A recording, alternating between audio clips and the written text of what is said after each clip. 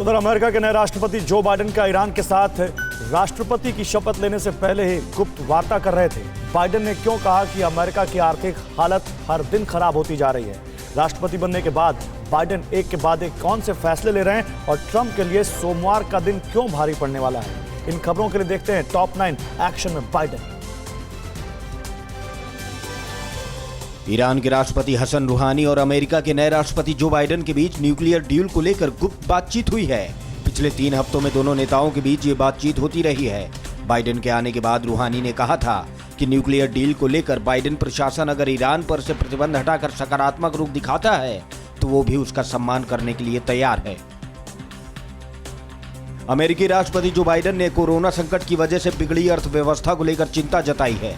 Biden ने कहा, America का आर्थिक संकट गहराता जा रहा है, हमें भविष्य के लिए साहसिक फैसले लेने होंगे। बाइडेन ने कोरोना की वजह से बेरोजगार हुए लोगों की आर्थिक मदद में भी इजाफा करने का फैसला किया है। नए आदेश के बाद 3 बच्चों वाले परिवार को $100 की अतिरिक्त मदद मिलेगी। अमेरिका के राष्ट्रपति जो बाइडेन पूरे एक्शन में हैं। बाइडेन ने शुक्रवार को लोगों को राहत देने वाले 2 अहम आदेश जारी किए हैं, जिसमें सरकार की ओर से खाद्य सहायता से जुड़ा आदेश भी है। उन्होंने कृषि मंत्रालय को राज्यों की ओर से मांगी जाने वाली खाद्य मदद में भी बढ़ोतरी करने को कहा है। बाइडेन ने कहा, हम लोगों को भूखा नहीं छोड़ सकते।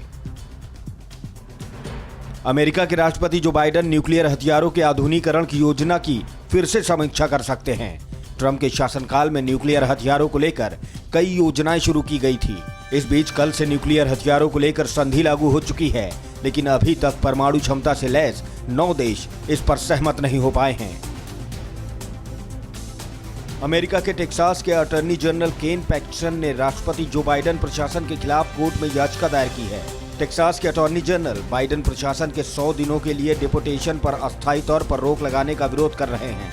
अटॉर्नी जनरल का कहना है कि यह आदेश संविधान और राज्यों के इमिग्रेशन कानून का उल्लंघन है। अमेरिका में ट्रंप प्रशासन में राष्ट्रपति के चीफ मेडिकल सलाहकार रहे डॉक्टर एंथनी फॉसी ने कहा, बाइडेन प्रशासन गर्भपात के पक्षधर या इसको प्रमोट करने वाली अंतर्राष्ट्रीय संस्थाओं को मदद पर लगी रोक हटा देगा। व्हाइट हाउस की ओर से जारी बयान में यह भी कहा गया कि पिछले 4 साल में सेहत और बच्चे को लेकर फैसले का अधिकार पाबंदियों से घिरा रहा है। अमेरिका के निचले सदन के बाद ऊपरी सदन सीनेट ने भी रिटायर्ड जनरल लॉयड ऑस्टिन के रक्षा मंत्री पर नियुक्ति पर मोहर लगा दी है। इसके साथ सीनेट ने ऑस्टिन के अमेरिका के रक्षा मुख्यालय पेंटागन के चीफ के तौर पर भी स्वीकृति दे दी है। ऑस्टिन अमेरिका के पहले अश्वेत रक्षा मंत्री बने हैं। ऑस्टिन पहले ही पाकिस्तान और चीन के खिलाफ सख्त संदेश दे चुके हैं।